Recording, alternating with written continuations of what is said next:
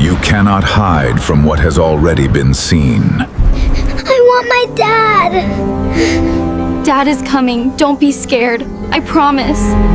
Daniel Carter was walking toward his fields, but today he wasn't alone. His whole world was walking with him. Lily Carter and Emma Carter, two little girls holding his hands. Dad, we want to come with you. It's hot out there, dusty roads, you might get tired. No, Dad, we're coming with you. Papa, we're coming with you. He stopped, smiled, but his eyes held a little worry. It's hot, dusty, you'll get bored. But they moved closer. No, Papa, we're coming. He looked at the sky, then at them, and smiled softly. Okay, but no mischief. That one decision changed everything, forever. At the field, he made them sit under a big tree, safe, or at least he thought so. He got busy with work, unaware that this normal day was about to become the most dangerous day of his life. The afternoon grew quiet, strangely quiet. Even the wind stopped.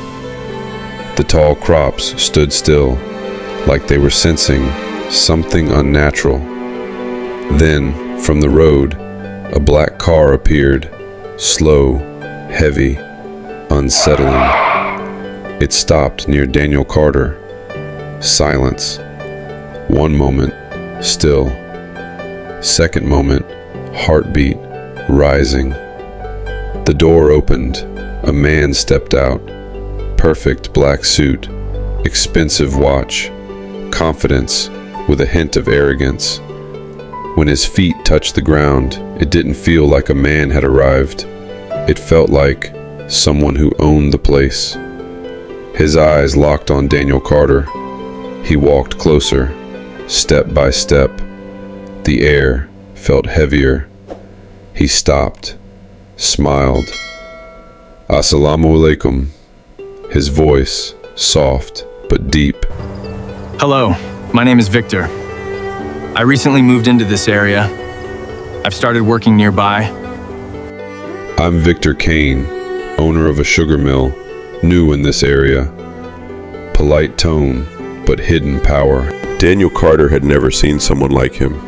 Not the way he spoke, not the confidence, not the presence. He stayed silent for a moment, then nodded, and that moment became the first brick of trust.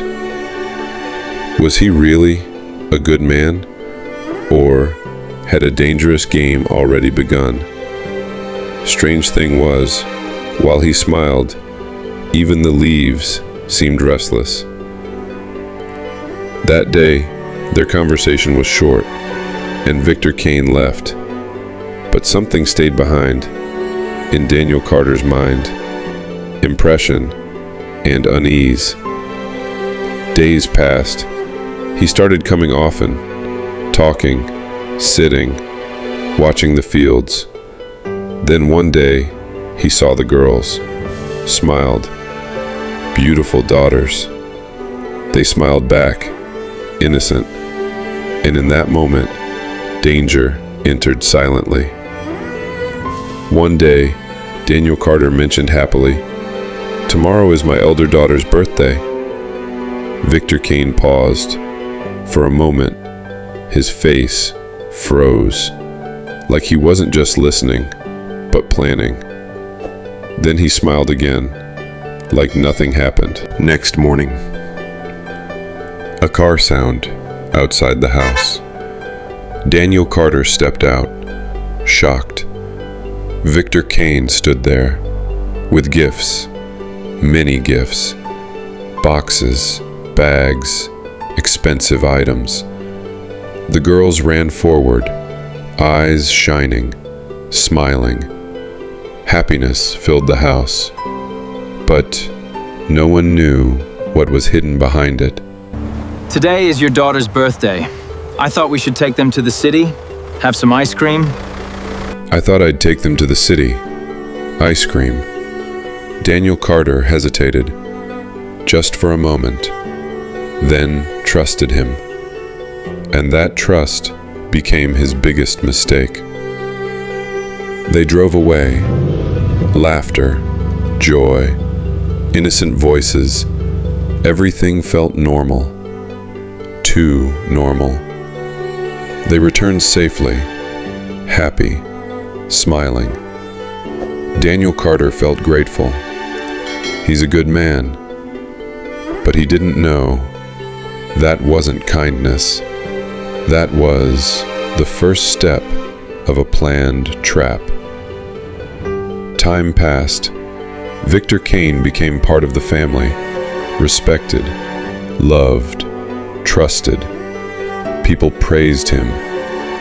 He has a big heart, but something remained unseen. Whenever he looked at the girls, for a second, his eyes changed.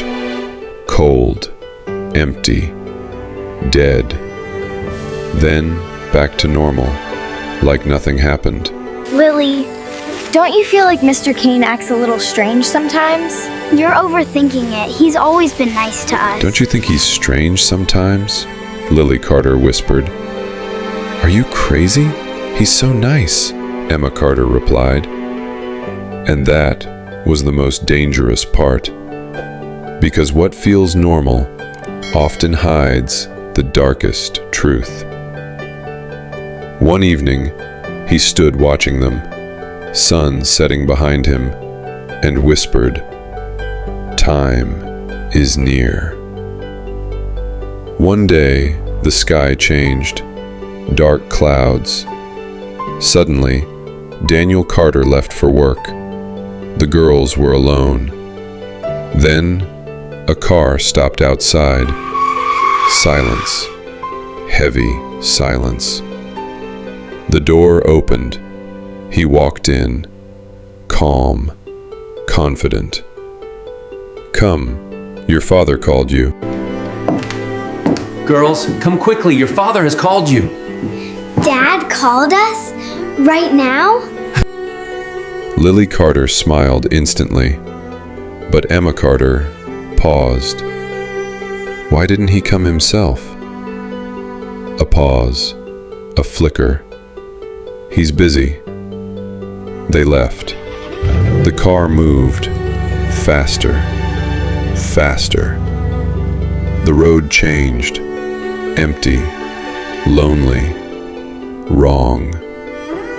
This isn't the way. No answer. Mirror. Eyes.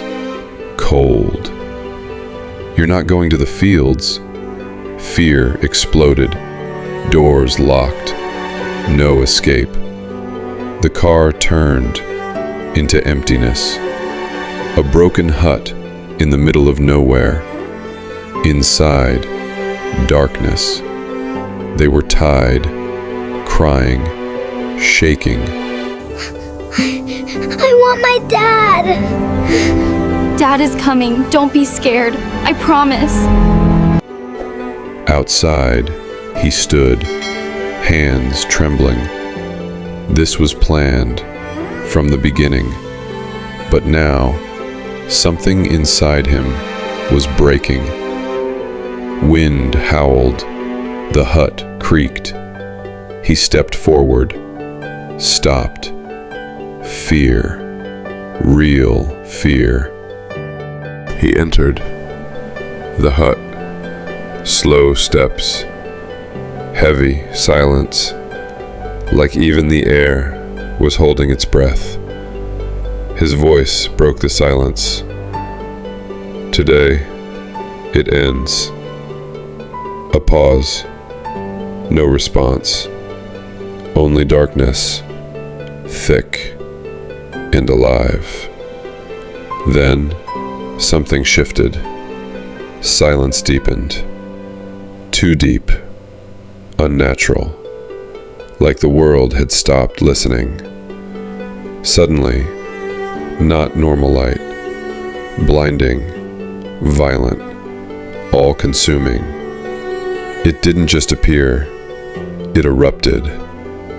Victor Kane covered his face. "No!" His voice cracked.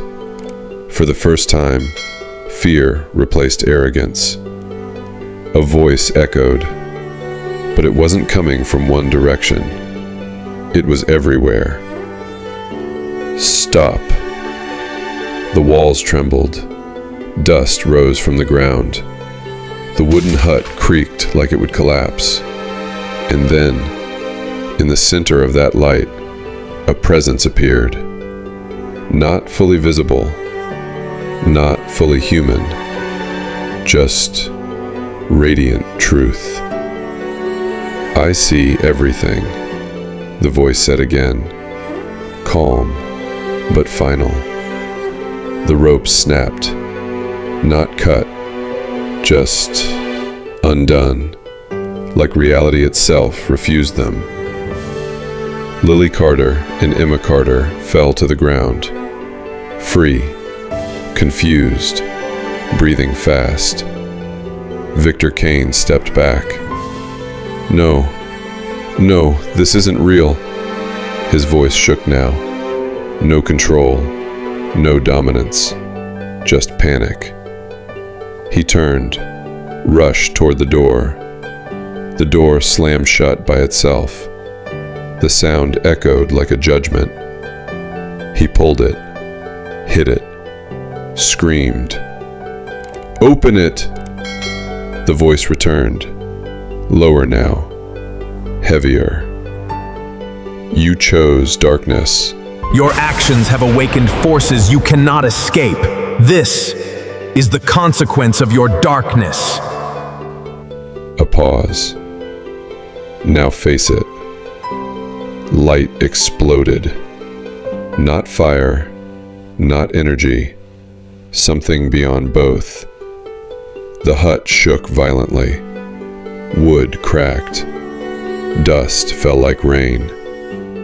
Victor Kane fell to his knees, covering his ears. But the voice was inside him now, not outside, inside.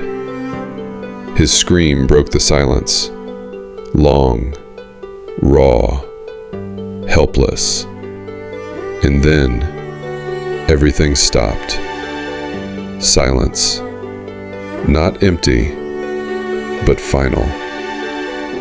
Daniel Carter ran through the fields, breath broken, feet trembling, eyes searching wildly. "Lily! Emma!" His voice shattered in the wind. Nothing. Only darkness. Only silence. Then, a voice. Soft. Familiar. "Papa?" He froze. Completely. His body stopped before his mind did. Slowly, he turned. They were there. Standing. Alive. Safe. For a second, he couldn't move. Couldn't breathe. Then, he collapsed, kneeling on the ground, pulling them into his arms, holding them like he had lost them forever. Tears didn't fall. They broke out. "I thought I lost you." His voice barely came out. The girls cried too, but they were safe now. Next morning, the village was silent. Too silent. No gossip, no noise, just whispers. Everyone avoided eye contact, as if something had changed forever. Under the old tree, a crowd gathered. Slowly, fearfully. Something hung there, still, silent. Victor Kane. No arrogance, no power, no control. Just an ending. Daniel Carter stood far away, not moving, not speaking, just watching. Tears in his eyes, but this time, not pain, not fear. Peace. He whispered, God, you gave justice. Some shadows don't last forever. They rise, they grow, they deceive. But in the end, they collapse under their own weight. Because darkness is never permanent. And those who choose it eventually become part of it.